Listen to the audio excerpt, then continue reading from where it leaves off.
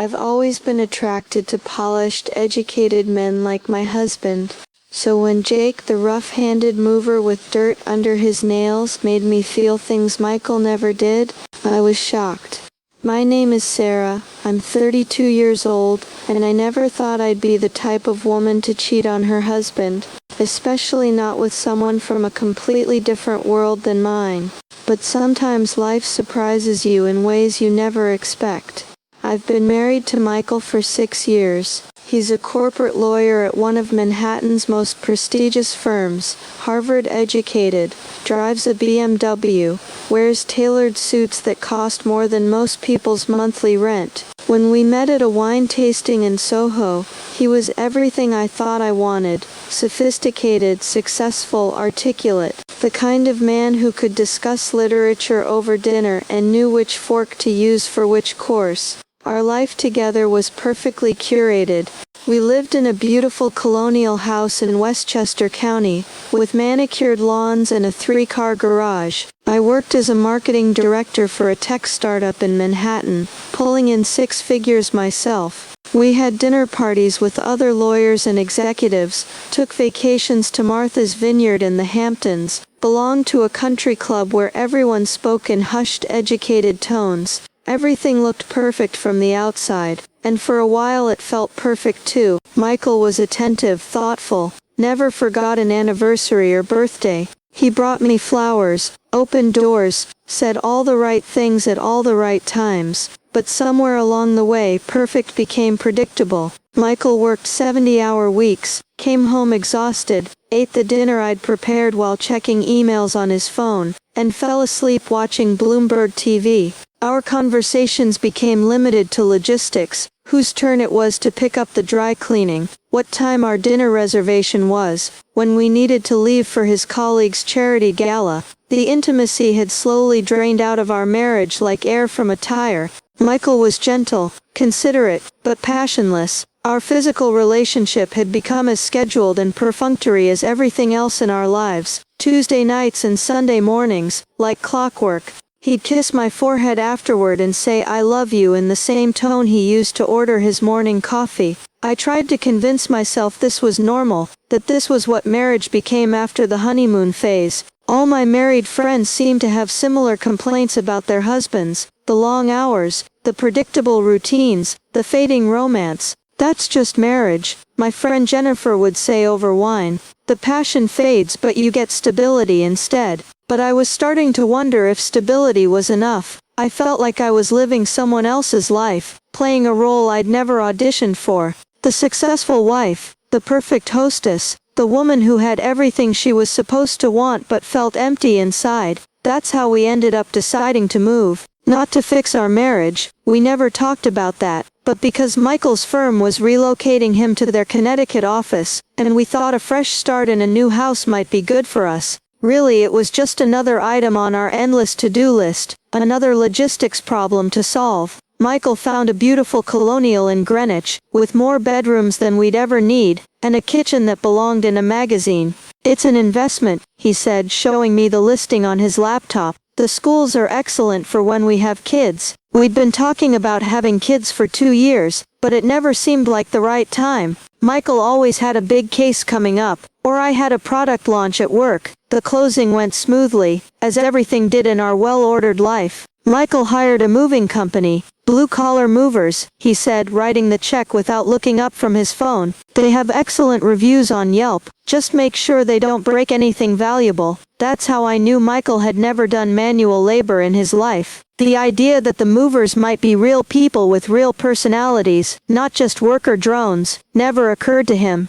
The morning of the move, Michael kissed my cheek and grabbed his briefcase. "I have a deposition downtown that can't be moved," he said. "You can handle the movers, right? Just point them in the right direction." I wanted to scream. Here we were, packing up our entire life, moving to a new house, starting fresh, and he was treating it like just another inconvenience on his calendar. "Sure," I said, forcing a smile. "I'll handle everything." "Great. I'll be home around 8 to supervise the unpacking at the new place." Supervise? Like I was incompetent to direct grown men on where to put furniture. The moving crew arrived at 8 a.m. sharp. I heard the truck rumbling up our circular driveway, and looked out the window to see 3 men climbing out. They wore matching navy blue uniforms with blue-collar movers embroidered on the chest, work boots that had clearly seen real work, and the kind of easy confidence that comes from men who work with their hands. But Jake was different. He was maybe 29, tall and broad-shouldered in a way that made his uniform t-shirt strain across his chest. His dark hair was slightly too long, falling across his forehead in a way that suggested he cut it himself rather than visiting the salon where Michael got his hair styled every 3 weeks. His hands were what I noticed first, calloused, with scars across his knuckles and actual dirt under his nails. Working hands, real hands. Everything about him screamed blue-collar, working class, rough around the edges. Everything I'd been raised to avoid, everything my mother had warned me about when I was dating. You want a man who works with his mind, not his back, she'd always said. Physical labor is for people who don't have other options. But when Jake smiled and said, "Morning, ma'am, we'll take real good care of your things," something in my stomach fluttered in a way it hadn't in years. "Sarah," I corrected, suddenly aware that I was wearing yoga pants and an oversized sweater, my hair in a messy bun. Not exactly the polished image I usually presented to the world. "Please, just call me Sarah." "All right, Sarah. I'm Jake and this is Tommy and Rodriguez. We'll have you packed up and ready to go in no time." His accent was different from Michael's careful Ivy League pronunciation. There was something rougher about it, more honest somehow. Like he'd grown up somewhere where people said what they meant instead of dancing around everything with careful euphemisms. "Where's your husband?" Tommy asked, looking around. "Usually we get both homeowners for the walkthrough." "He had a work emergency," I said, feeling suddenly defensive. "I can handle this myself." Jake nodded.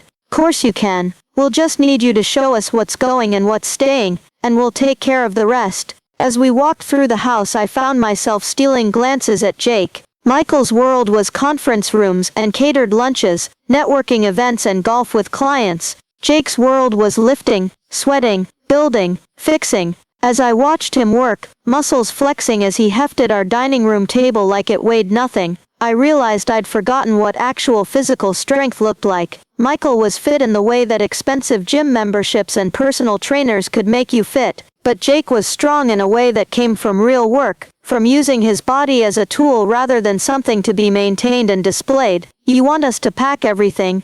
Jake asked, wiping sweat from his forehead with the back of his hand. Such a simple, unconscious gesture, but it was so different from Michael's careful, calculated movements. "Everything except the kitchen," I said. "I'll handle the dishes and glassware myself. Some of it's, nobody knows how to pack dishes like the person who eats off them every day." Such a simple comment, but it showed he understood something Michael never would. Michael hired people to think for him, to handle the details he considered beneath his attention. Jake understood that some things were personal, that you couldn't just delegate everything to hired help. The morning flew by. I made coffee for the crew, something that clearly surprised them. "You don't have to do that," Rodriguez said when I brought out mugs. "We've got our own thermos." "It's no trouble," I said. "You're working hard." Jake accepted the mug with a smile that made my cheeks warm. "Thanks, Sarah. That's real thoughtful of you." When was the last time someone had called me thoughtful? Michael appreciated efficiency,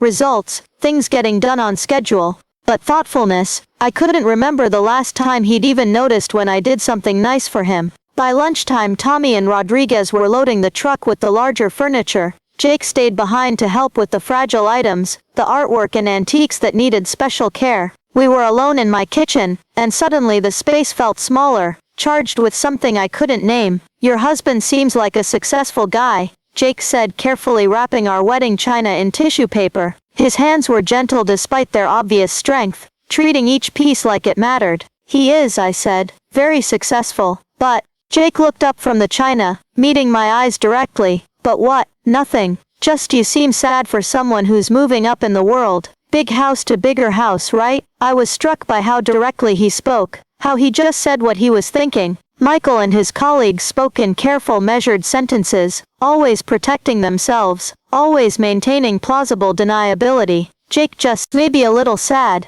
I admitted, surprising myself with my honesty. "Want to talk about it?" The question was so simple, so genuine, that it almost brought tears to my eyes. When was the last time someone had asked me that? When was the last time someone had seemed genuinely interested in how I was feeling? He works a lot, I said finally. What about you? What do you do when he's working? I work too. Marketing director for a tech startup. But I come home. Jake nodded slowly. Must get lonely. The simple acknowledgement of my loneliness hit me harder than any therapy session I'd ever had. Here was this stranger, this working-class man I'd known for 4 hours, and he'd seen something that my husband of 6 years had completely missed. Sometimes, I whispered. That's not right, Jake said firmly. Woman like you deserve better than sometimes. Our eyes met across the kitchen island, and the air between us shifted. I felt something I hadn't felt in years. Truly seen. Actually seen by another person. I started, but I didn't know how to finish the sentence. The guys are about finished loading the truck, Jake said, not moving away from where he stood.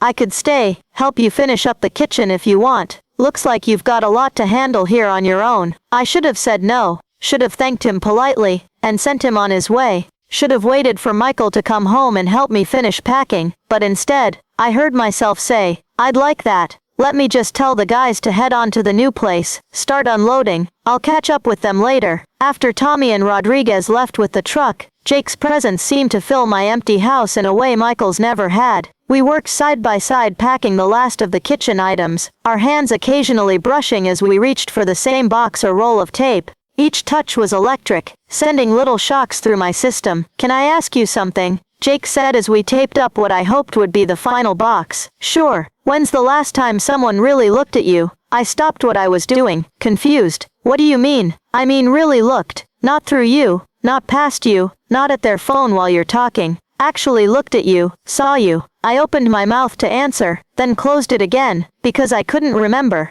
I honestly couldn't remember the last time I'd felt like someone was truly seeing me, paying attention to who I was, rather than what I could do for them or how I fit into their plans. Jake stepped closer, close enough that I could see the flecks of gold in his brown eyes. Because I've been looking at you all day, Sarah. And what I see is a beautiful, intelligent woman, who's been invisible for way too long. My heart was hammering against my ribs. Jake, I know you're married. I know I'm just the moving guy. I know we're from completely different worlds, but right now, in this moment, none of that seems to matter. He was close enough that I could smell him now. Not the expensive cologne Michael wore, but something real and honest. Sweat and soap, and something indefinably masculine, that made my knees weak. This is crazy, I whispered. Yeah, he agreed, his voice rough. It is, but neither of us moved away. Your husband, when's he coming home? I glanced at the clock on the microwave. Not until 8. Jake looked at his watch. It's 4:30. The implication hung between us like a live wire, dangerous and electric. I don't do things like this, I said, my voice barely audible. What kind of things? Cheat on my husband with men I just met. Jake's hand came up to touch my face, his rough fingertips tracing along my cheekbone. The contrast to Michael's soft manicured hands was shocking. Maybe, he said quietly, it's time you started doing some things just for yourself. And then he kissed me. It was nothing like Michael's careful, considered kisses. Jake kissed like he meant it, like he'd been thinking about it all day, like he couldn't help himself. His hands tangled in my hair, pulling me against his solid chest, and I could feel his heart beating fast and strong. He lifted me onto the kitchen counter like I weighed nothing, his mouth moving to my neck, and I gasped at the sensation. When had I last felt this alive? When had anyone touched me like I was something precious and desirable, instead of just a wife, just a fixture in their well-ordered life? You sure about this? He asked, pulling back to look at me, his breathing uneven. Instead of answering with words, I pulled his face back down to mine. What followed was everything my marriage had stopped being years ago. Urgent, passionate, real. Jake touched me like I was something he'd been waiting for his whole life, like he couldn't quite believe I was real. He made sounds, actual sounds of pleasure and need, like he couldn't help himself, couldn't maintain control. It was raw and honest, and completely unlike the careful, quiet encounters I'd grown accustomed to with Michael. With Jake there was no script, no careful choreography designed to be efficient and tidy. There was just want and need, and the kind of desperate hunger I'd forgotten I was capable of feeling. Afterward, we lay on my kitchen floor among the half-packed boxes, our clothes scattered around us like evidence of something I couldn't take back. The absurdity of it, making love on my kitchen floor with a man I'd known for 6 hours, should have made me laugh or cry or feel ashamed. Instead, I felt more myself than I had in years. I should regret this, I said, tracing patterns on Jake's chest with my fingertip. But you don't. No, I don't. Should you? Jake propped himself up on his elbow, looking down at me with something that might have been wonder. Sarah, I've been thinking about you since the moment I walked through your front door. This is the best thing that's happened to me in months. At 7:45, Jake reluctantly got dressed. I watched him, memorizing the way he moved, so different from Michael's careful, measured gestures. Everything about Jake was more immediate, more present, more real. Will I see you again? I asked, not caring how desperate I sounded. He handed me a business card with his personal number written on the back. That's up to you. After he left, I showered and put on a dress Michael liked, something conservative and wife-appropriate. When he came home at 8:15, he kissed my cheek like always and asked how the move had gone. Fine, I said, looking around our empty house. The movers were very thorough. Good. Did they get everything moved without any problems? I thought about Jake's hands on my skin, the way he'd looked at me like I was the most beautiful woman in the world, the way I'd felt truly alive for the first time in years. Yes, I said, everything's different now. Michael nodded absently, already scrolling through emails on his phone. He didn't catch the double meaning in my words. He never did. 3 days later, I called the number Jake had given me. 6 months later, I called a divorce lawyer. A year later, I moved into a smaller apartment in the city and started dating a man who worked construction and knew how to look at me like I mattered. Some moves change your address. Others change your life completely. Mine changed everything I thought I knew about myself, about what I wanted, about what I deserved. And it all started with a man who knew how to pack my dishes like they mattered.